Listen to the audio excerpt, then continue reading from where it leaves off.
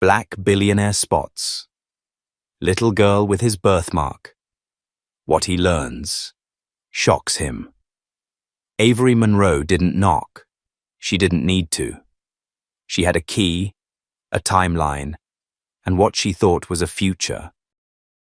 Her black patent heels clicked across the hallway tiles as she pushed the apartment door open with the confidence of someone who believed she was about to walk into a celebration, not a war zone. Her final defense had ended only hours earlier. She was officially done with law school, top of her class no less. Her presentation outfit was still crisp.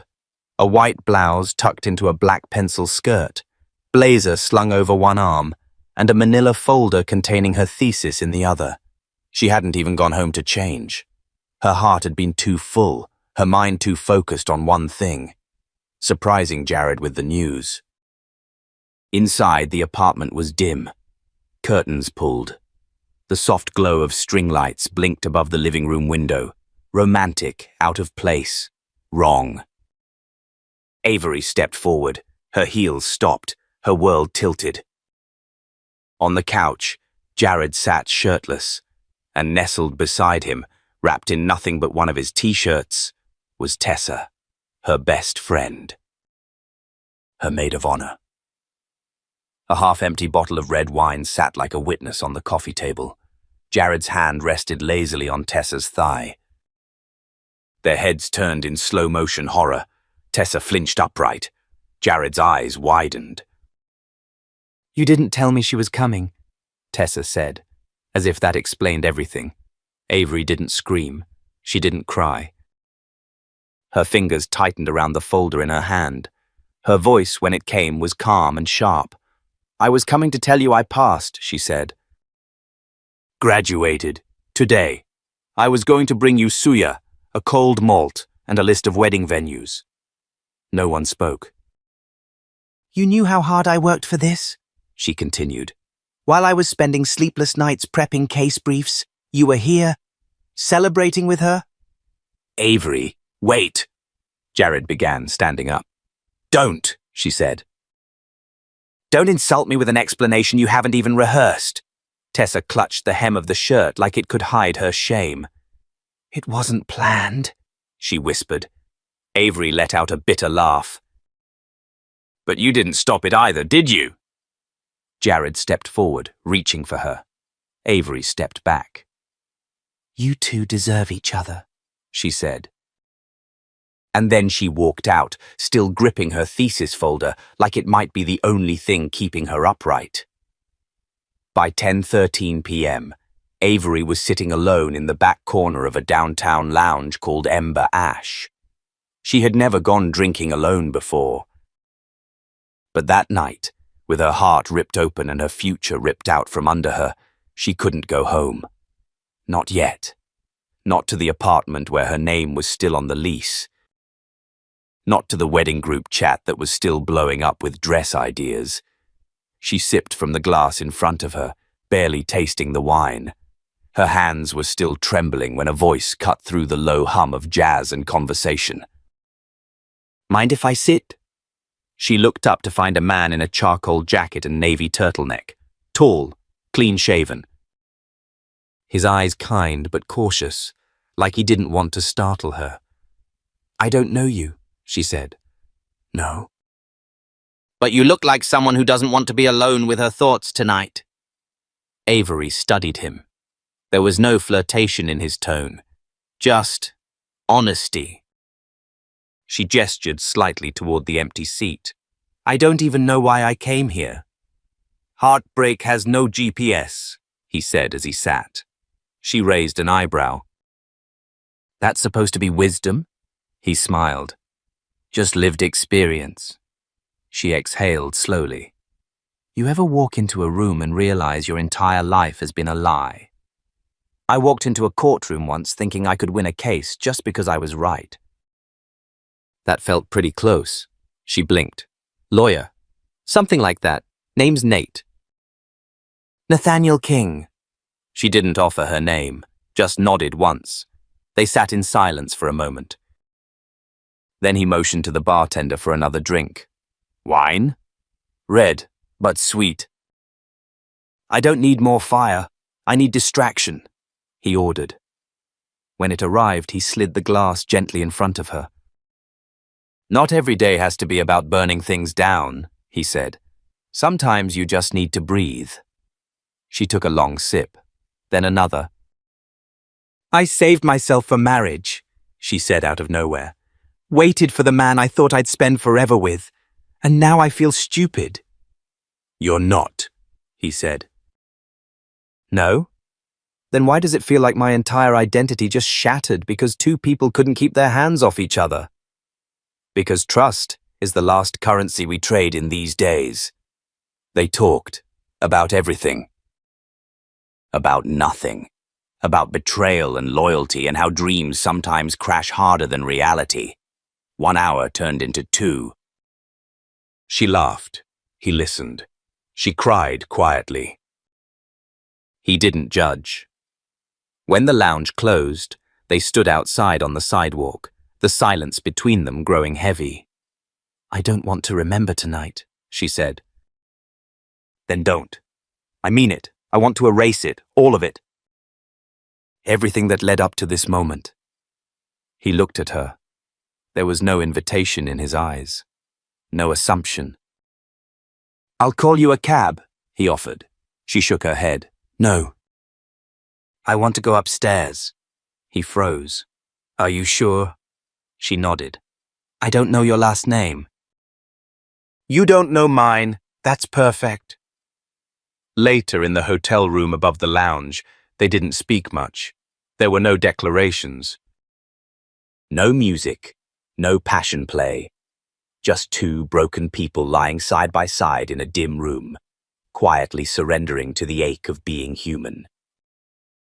When Avery woke up, the sun was just beginning to stain the edges of the sky pink.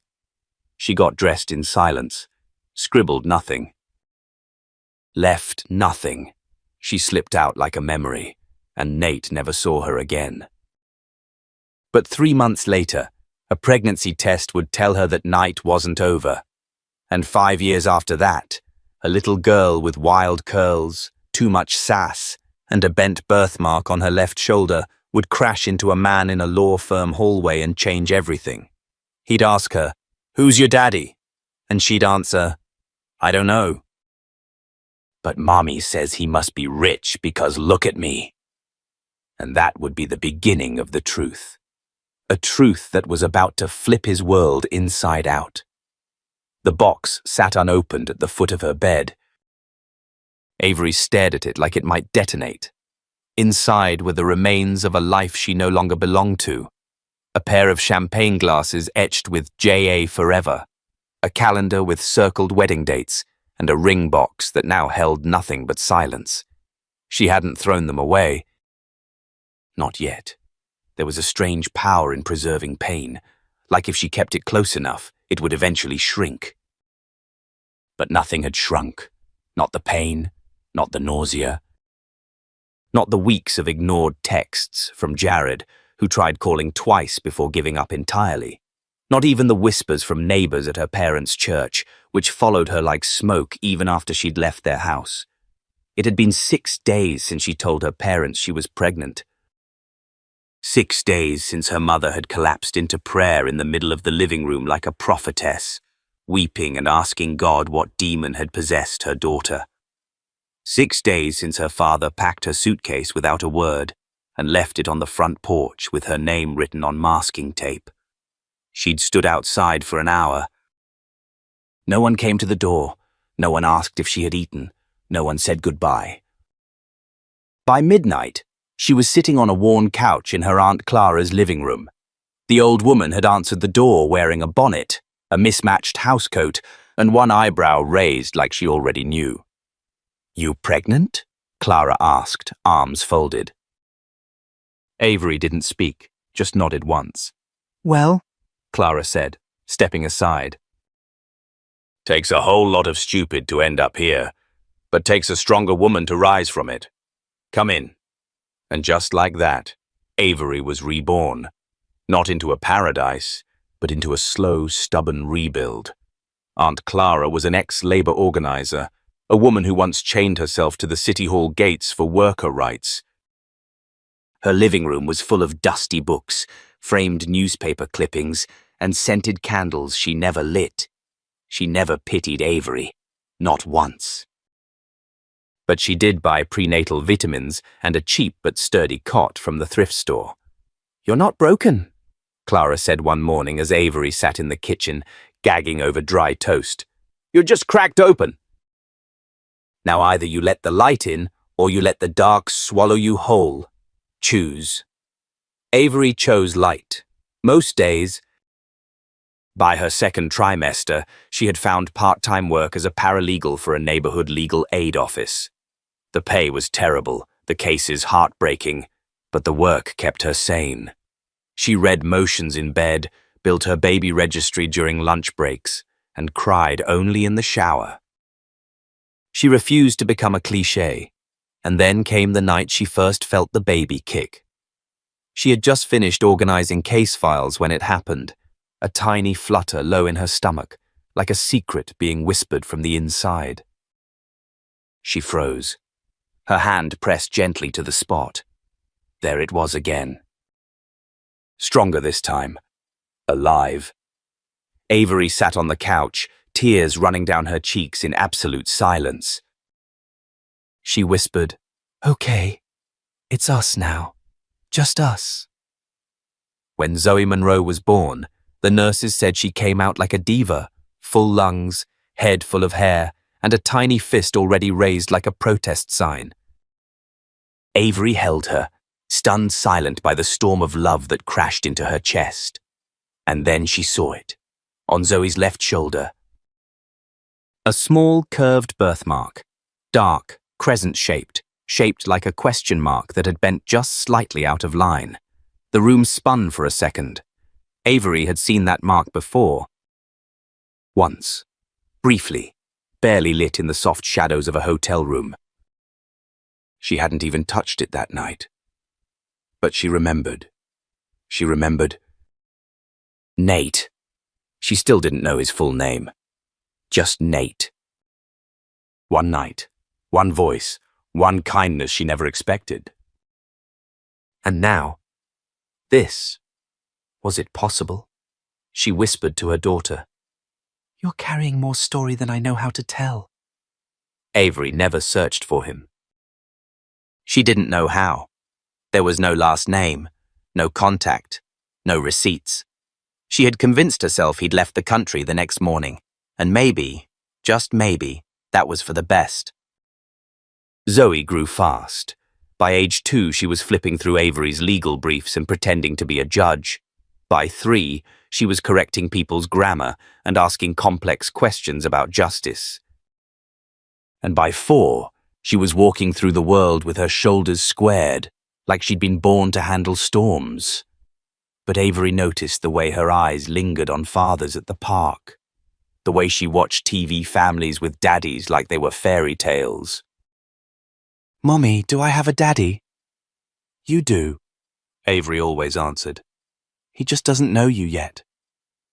By 5, Zoe had decided her daddy must be a spy, or an astronaut, or a billionaire. "He must be really busy," she said one day, munching on cereal. "Because I'm awesome, and if he knew that, he'd be here." Avery smiled, kissed her forehead and said, "He'd be lucky to know you." Zoe's birthmark became a conversation piece. Strangers commented on how unique it was. Avery once met a pediatrician who said it looked like something he'd seen once before on an overseas trip. She nodded politely, but inside her heart pounded. She often wondered what would happen if she saw Nate again. Would he even recognize her? Would he believe her? Would he want to know? But the truth always came back with force. It didn't matter. Zoe was here. And she would never, ever grow up feeling unwanted. One night, after a long shift, Avery sat on the edge of her bed and whispered into the silence, "Wherever you are, Nate, she's amazing, and she's yours, and even if you never know it." She didn't know that at that very moment, 4,000 miles away, Nathaniel King, newly appointed managing partner at his late grandfather's law firm, was staring out a window in London, sipping bourbon, and thinking about a woman with tear-streaked cheeks and a quiet storm in her voice. He had never stopped thinking about her, but he had no idea just how much of him she had taken with her. The first time Zoe stood on a chair in the kitchen and declared she was going to be a law boss like her mom, Avery dropped the spatula. It clattered against the pan, flipping eggs halfway onto the counter. But Zoe didn't flinch. She stood there, hands on her hips, pink pajamas covered in cartoon lions, and a confidence that didn't belong to a 5-year-old. "I'm gonna argue with people in fancy clothes," she said proudly, "and win." "Like you," Avery laughed, wiping her hands on a towel. "Baby, sometimes Mommy argues with people and still loses." "Then you argue louder," Zoe replied, dead serious. The girl was fire in tiny form. Born with no filter, no fear. She called out adults for contradictions, asked teachers to cite their sources, and once told a stranger at the grocery store that raisins are just old grapes pretending to be relevant. But her brilliance didn't shield her from the world. One Tuesday afternoon, Avery was called into Zoe's preschool. Miss Palmer, the director, met her at the door with a nervous smile. "It's nothing serious," she assured. "Zoe's just outspoken." Avery arched an eyebrow. Define outspoken. In today's circle time, another child mentioned their dad. Zoe responded by saying, and I quote, "Not everyone needs a dad. I have a mom, and she's twice the power." Avery chuckled. "She's not wrong." "No, she's not," Miss Palmer admitted. "But some of the other parents have asked if perhaps there's a better way to guide that kind of energy. Are they uncomfortable that my daughter doesn't come with a traditional family structure?" Avery asked, voice even. "Or that she's proud of it?" The silence said enough. Back home, Avery made mac and cheese while Zoe colored at the dining table. "Miss Palmer said I'm too much," Zoe announced mid-doodle. Avery turned from the stove. "She said that." "Well, not with words, but with face." Avery knelt down beside her. "Zoe, listen to me. You're not too much. You're powerful. There's a difference." "But other kids have dads," Zoe whispered. "Even silly dads who forget stuff." "I just have questions." Avery exhaled. She'd practiced for this moment, rehearsed it in her head for years. But now, staring into those curious brown eyes, every line felt insufficient. "Do you want to know the truth?" she asked softly. Zoe nodded. "You were made from love, not the kind people write poems about, the real kind." "The kind that shows up on your worst day, sits next to you when you're broken, and reminds you that you're still worth something." Zoe blinked. "So my dad's not bad?" "No," Avery said. "He didn't leave, didn't. He just never knew." There was a pause. Then Zoe frowned. "He should know." Avery didn't reply. Because she agreed. At the law firm where Avery worked part-time, she'd recently won 3 back-to-back cases in family law. Her reputation had grown fast, precise, passionate, relentless. But while her name started circulating in legal circles, her heart still carried caution like armor. Until one morning, she opened her inbox and found an email from Blake Howard LLP, the largest civil litigation firm in Atlanta. They weren't just offering her a position. They were inviting her to lead a new public justice initiative, a dream job. Zoe was sitting on the couch watching cartoons when Avery let out a noise somewhere between a gasp and a scream. Zoe turned. "What happened? Is it a mouse or an award?" Avery spun the laptop around. "Read the bold part." Zoe squinted. "We are pleased to offer you..." Oh, this is the big leagues, huh? Very big. Like, you need to buy new shoes big? Avery laughed. Yes. Exactly like that. They celebrated with pancakes and whipped cream for dinner. Aunt Clara, still sharp as ever, gave a toast that involved references to Harriet Tubman, Thurgood Marshall, and Cardi B. It was perfect. But something about the offer nagged at Avery. The firm had never reached out before. She hadn't applied. The invite came directly from the senior managing partner, who'd referenced her recent court performance and a unique recommendation from an anonymous advisor. That last part unsettled her. Who would have recommended her? She didn't have connections like that.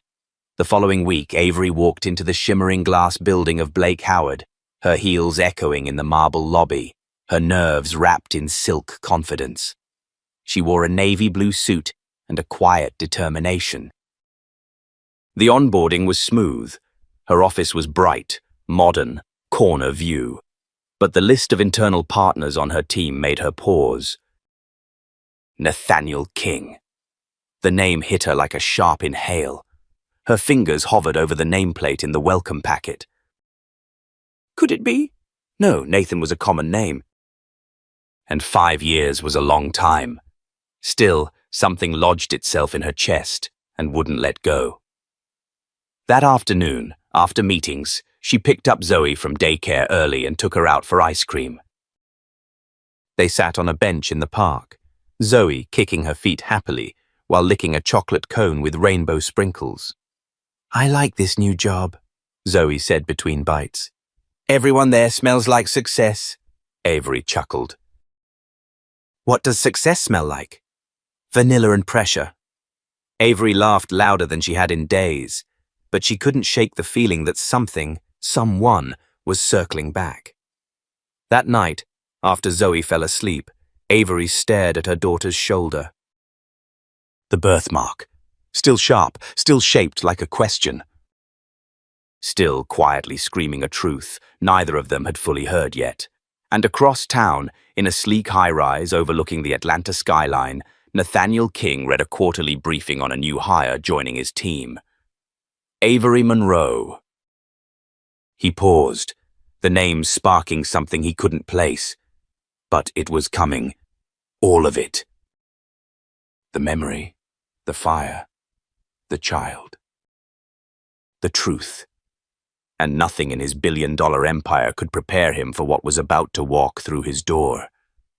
Zoe didn't like the daycare at her mom's new job. The juice boxes were warm. One kid chewed on a crayon and drooled on his own shoe. Another girl screamed every time she saw a squirrel through the window. And worst of all, the room smelled like milk that gave up. That was how Zoe described it, as she crossed her arms and glared at her mother in the lobby of the law firm's family center. I'm not staying, she declared. This place gives me itchy thoughts. Avery crouched to meet her daughter's eyes. Baby, I have an important presentation upstairs. This is my first week. I can't bring you with me. Zoe narrowed her eyes. Is the person you're meeting rich? Avery blinked. What? I just need to know if we're respecting him with energy or just a little nod. Avery fought the urge to laugh. It's a big deal meeting.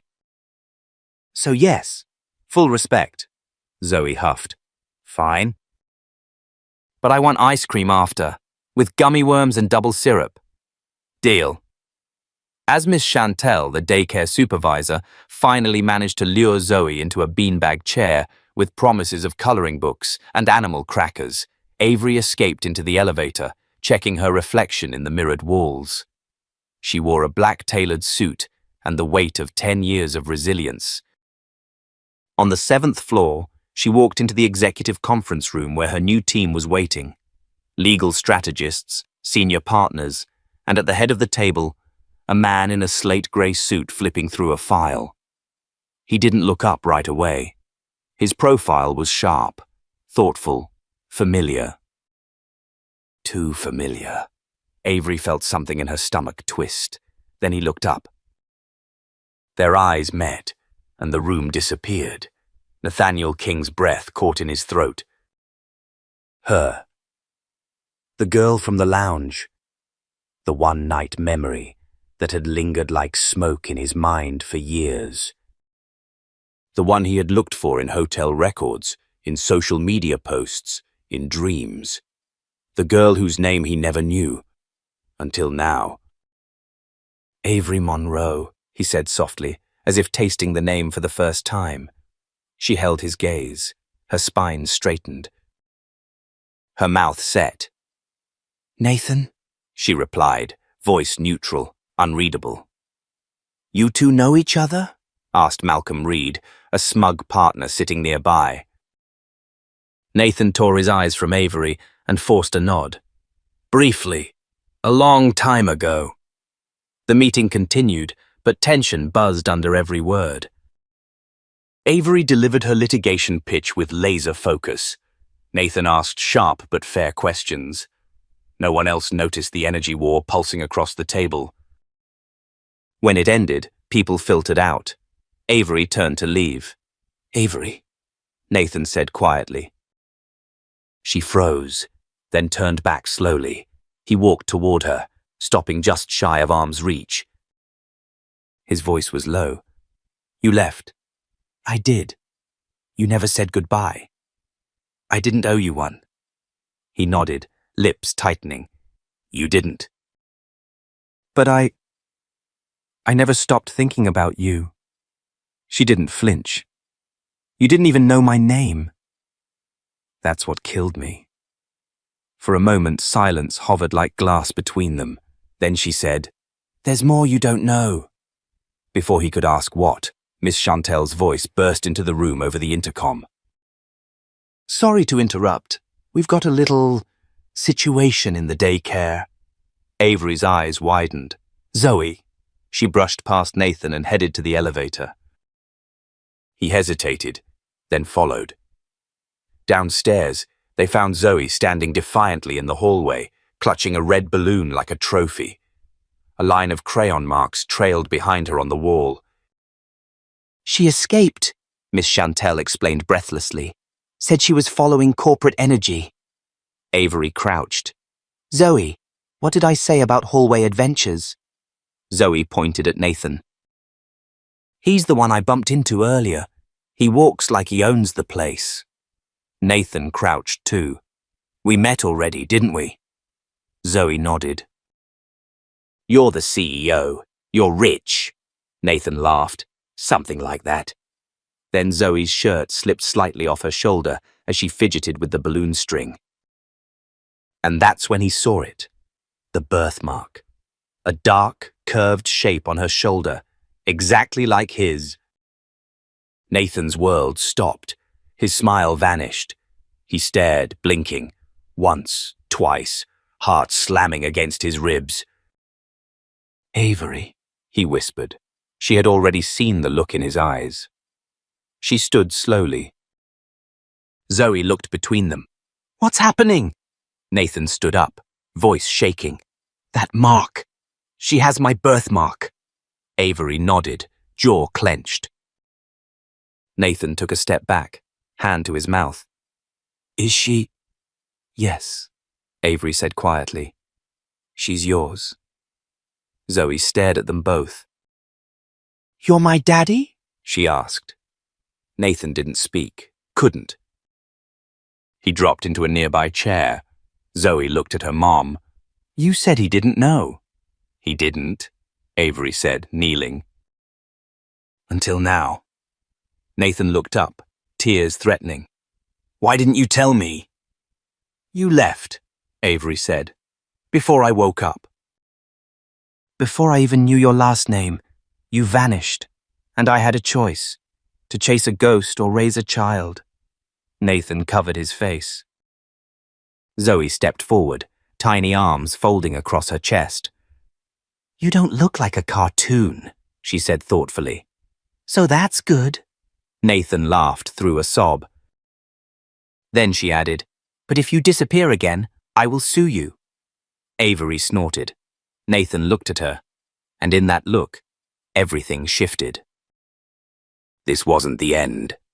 It was the beginning of something none of them were ready for. But it was real. And it was happening. Nathan didn't sleep that night. He sat in the living room of his penthouse condo, lights dim, a tumbler of untouched bourbon on the table, and Zoe's tiny voice echoing in his head. "You're my daddy?" He had run billion-dollar negotiations, cracked impossible legal cases, faced down media storms and political lawsuits, but nothing had unraveled him like that sentence, like that child. Like her eyes, which looked too much like his mother's, or the way her brow furrowed when she was annoyed, which mirrored his own. He barely remembered getting home. The whole elevator ride down from the daycare had been a blur, with Avery's voice taut beside him, Zoe babbling in the back seat of her car, asking if all rich people drive silent cars with no snack crumbs. And then she was gone again.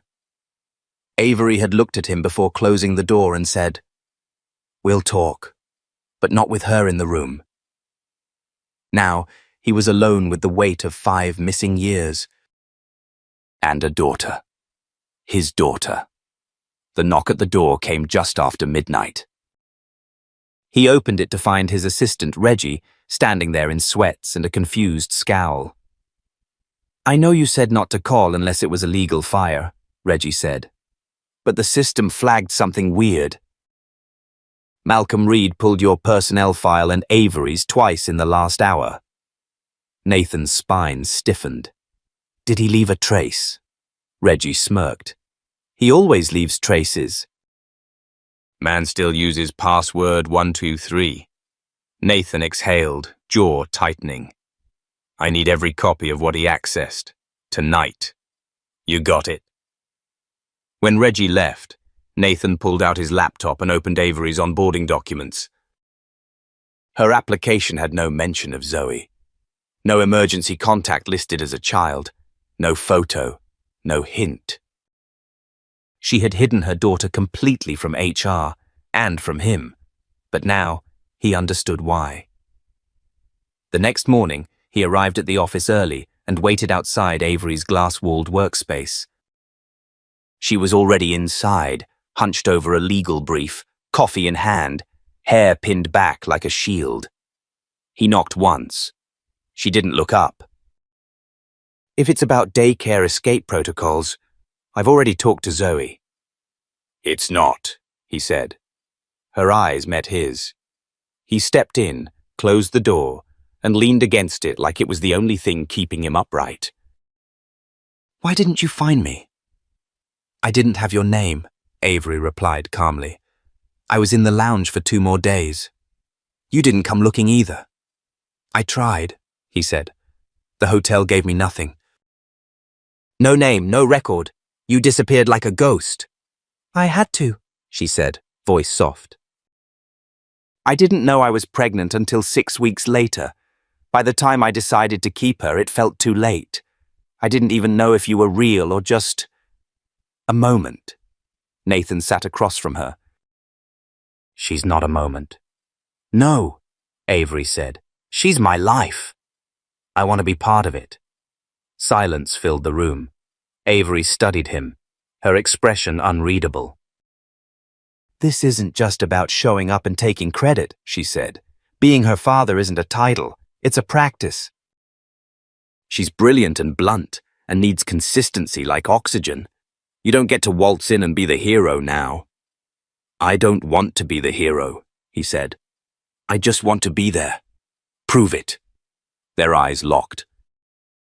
That afternoon, Malcolm Reed stormed into the boardroom like he owned it.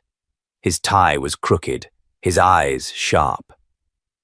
"I'd like to raise a matter of professional concern," he announced, slamming a file onto the table. Nathan and several partners turned. "This firm has standards. We can't afford reputational risk. And hiring someone who concealed a child, an illegitimate child, from their employment documents is a liability." Nathan stood slowly. "Are you suggesting a single mother is unfit to practice law?" "I'm saying secrets like that don't belong in this firm." Nathan opened the folder Reggie had prepped. You mean like you're off the books consulting contracts with developers accused of zoning violations? Malcolm froze. Several partners looked up sharply. I wonder what the Georgia Bar would think about those, Nathan said. Or the IRS. Malcolm's face turned crimson. You're bluffing. I never bluff about ethics. Avery stepped in then, voice calm but cold. You want to talk about liability, Malcolm? Let's talk about how many interns you've quietly pushed out for not fitting the culture, or the female associates you've sidelined, or the fact that you accessed my private file without authorization. Gasps murmured around the room. I kept my daughter's information private to protect her, Avery said, not to deceive anyone. But you used it to try and hurt me. One of the senior board members stood. That's enough. Malcolm, we'll be reviewing your conduct immediately. In the meantime, you're suspended, effective now. Malcolm sputtered, then grabbed his briefcase and stormed out. Silence followed. Avery turned to the room. I didn't come here to make waves. I came to make change. And I won't apologize for being a mother or a professional. The board applauded.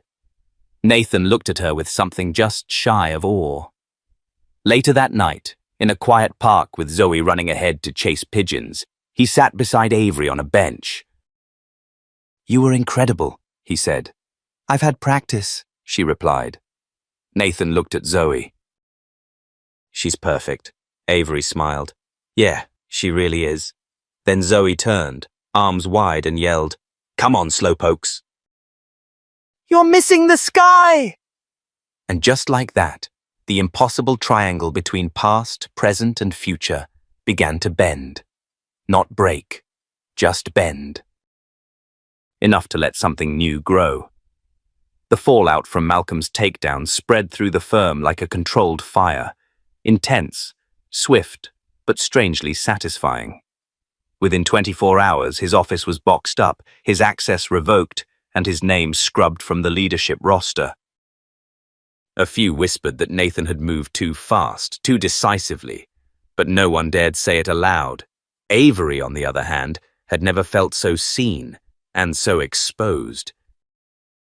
She stood in front of the mirror that Friday morning, straightening her blouse, her reflection sharp and composed. But beneath the tailored clothes and quiet poise, her nerves twisted like wire. Zoe popped her head into the room. Can I wear my sparkly boots today, even if they squeak? Avery smiled. Only if you promise not to stomp down the hallway like a marching band. Zoe placed a hand dramatically over her heart. I solemnly swear to squeak with grace. At the office, the tension hadn't fully lifted. The partners greeted Avery with polite smiles and nods, but she could feel the question still lingering behind their eyes. Not about her work, that was spotless, but about her past. About the child, about Nathan. He hadn't said much in the days since the boardroom ambush, at least not about Zoe. He had kept their conversations professional, respectful, but there was something building between them, a quiet hum beneath the surface, like two tectonic plates shifting, preparing for something inevitable. That afternoon, Avery was reviewing a high-profile estate dispute case when Nathan knocked gently on her door. You got a second? She looked up, gestured for him to come in. He shut the door behind him, then held up 2 ice cream cones. Chocolate with sprinkles. For Zoe, he said, but I figured she's not the only one who deserves a treat after the week we've had. Avery hesitated, then took one. Nathan sat across from her. I meant what I said. I want to be involved. I want to know her, support her, be there. Avery stared at the swirl of chocolate and rainbow crunch. It's not about what you want, Nathan. It's about whether she can trust you. Whether I can. He nodded slowly. Let me prove it. Before she could respond, Reggie barged in, his expression tight. "We've got a problem," he said. "Big one." Nathan stood immediately. "Talk." Reggie held up his tablet. "There's an anonymous op-ed circulating online. Someone claiming the firm harbors unethical internal practices, specifically targeting Avery's hiring. They're implying you covered up your relationship with her." Avery stood too. "What?" Reggie turned the screen so they could see. The headline read, "Nepotism, Secrets, and Scandal at Blake Howard." Beneath it, a cropped photo of Avery walking beside Nathan and Zoe in the park. The angle was distant but unmistakable. Nathan cursed under his breath. "They were watching us." "It gets worse," Reggie said. "The article lists a string of supposed witnesses to your affair, claims that Avery manipulated her way into the firm, that the board's decision to fire Malcolm was a smokescreen." Avery's chest tightened. "This is sabotage." "It's Malcolm," Nathan said. "He's fighting back the only way he knows how, by poisoning the air." Reggie nodded. "But he's clever." "The article's not directly defamatory. It's loaded with speculation and phrasing like sources close to the firm. Classic smear tactic." Nathan turned to Avery. "This could hurt your reputation. Worse, it could put you at risk of disbarment if people start digging through the wrong lenses." Avery crossed her arms. "So what do we do?" Nathan's voice dropped. "We fight back. Quietly, legally, and on our terms." Over the next 72 hours, they built a case. Not in court, but behind closed doors. They traced the article's metadata, tracked burner email accounts, subpoenaed internal server access logs, and slowly, a picture emerged. A junior associate named Drew, loyal to Malcolm, had leaked the information. Avery found herself in Nathan's office late Sunday night, surrounded by empty coffee cups and documents. "You sure this will work?" she asked, scanning the final cease and desist draft. Nathan leaned back. "We don't just shut it down, we expose it." She looked at him. "You're not doing this just for me, are you?" He met her eyes. "No, I'm doing it for her, for Zoe. Because no one should ever use her existence as ammunition." Avery stared at him for a long beat, then nodded. The next morning they released an official statement, denying the rumors, confirming Zoe's paternity, and accusing the article of weaponizing personal family history to undermine professional integrity. The response was swift. To the public, it was a bold move, transparent, courageous. To the firm, it was war. Some partners bristled at the attention. Others rallied behind Avery. But the twist came 2 days later when a former intern came forward with a signed affidavit detailing how Malcolm had threatened to tank her career unless she spied on Avery. The affidavit hit the press, and the article's credibility crumbled overnight. By week's end, Malcolm was being investigated by the state bar. Nathan stood at the glass wall of his office watching the skyline when Avery walked in. "Your girl Zoe," he said. "She's fierce." Avery smiled.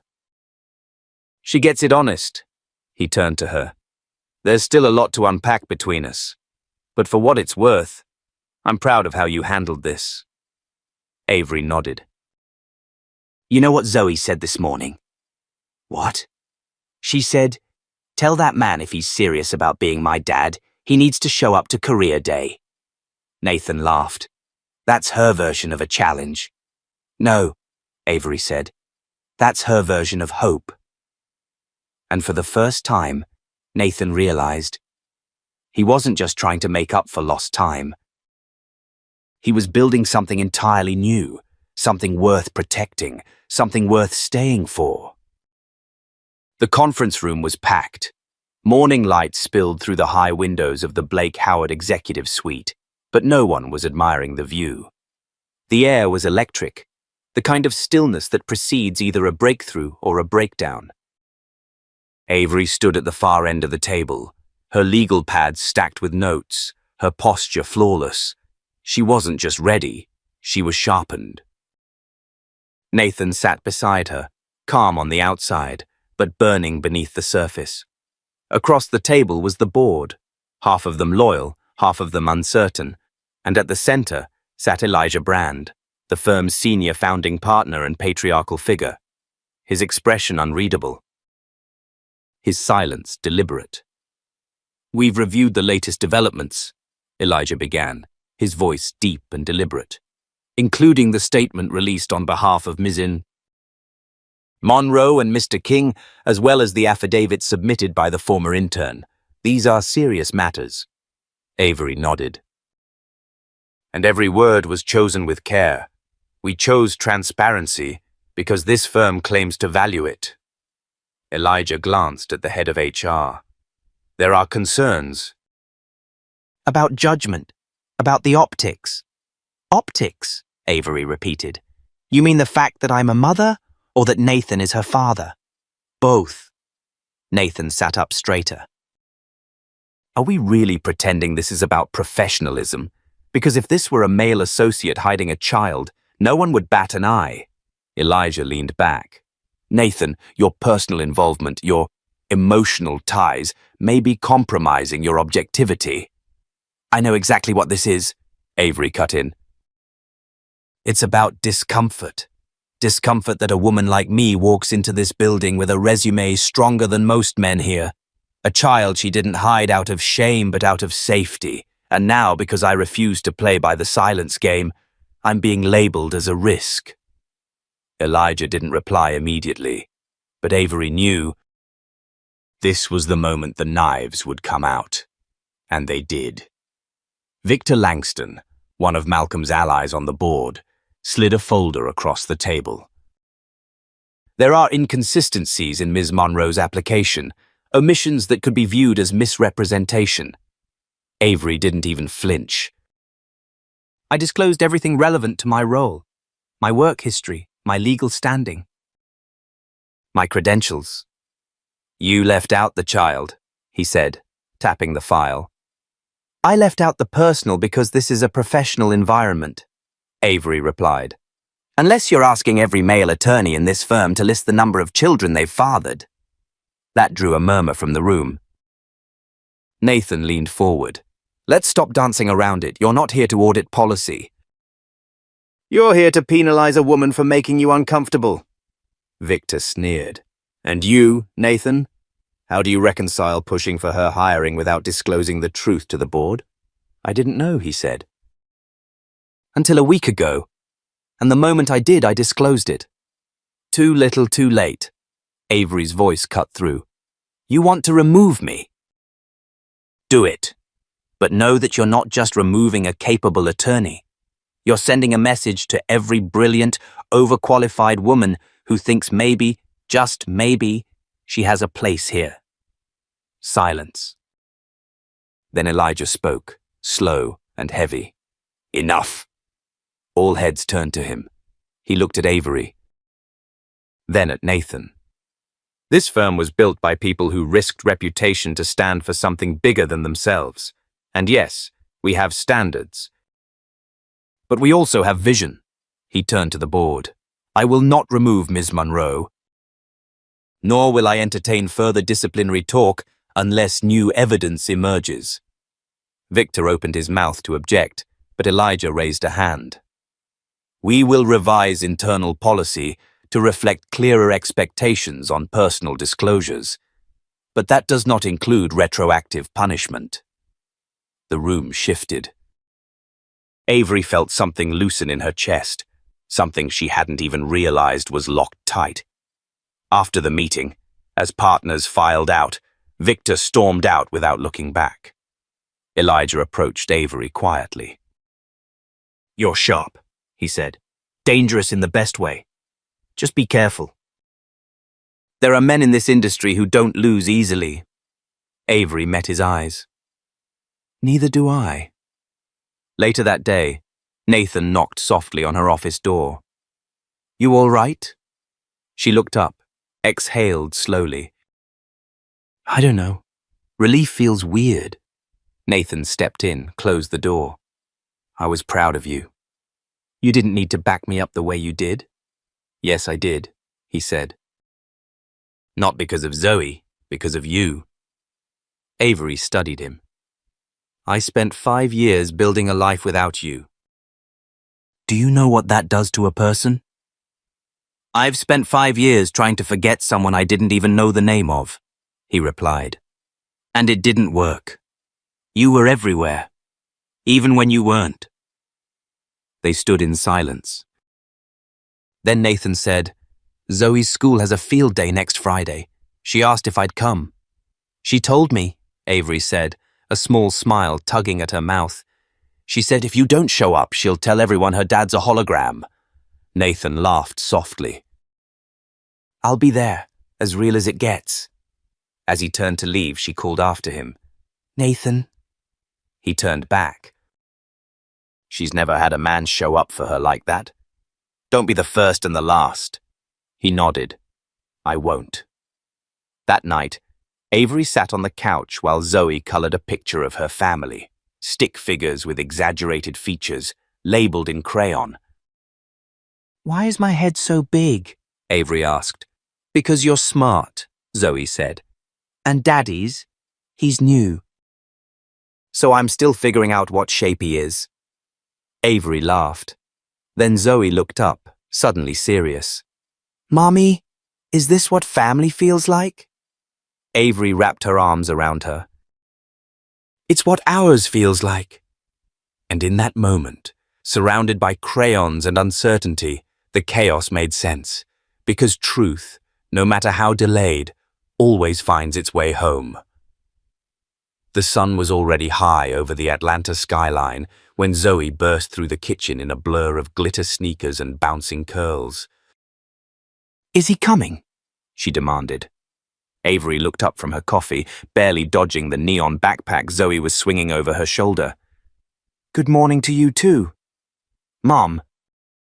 Focus. Is Daddy coming to career day? Avery grinned.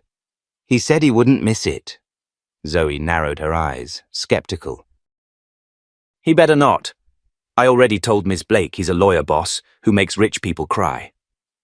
That's one way to explain it. They left 15 minutes later, Avery in her cleanest white blouse and Zoe skipping beside her like a self-declared ambassador of justice. The school gym was already packed when they arrived. Rows of foldable chairs filled with parents, briefcases, hard hats, and even one guy dressed in a fireman's suit, clearly trying to win some kind of cool dad award. Zoe scanned the crowd like a hawk, lips pursed, and then her face lit up.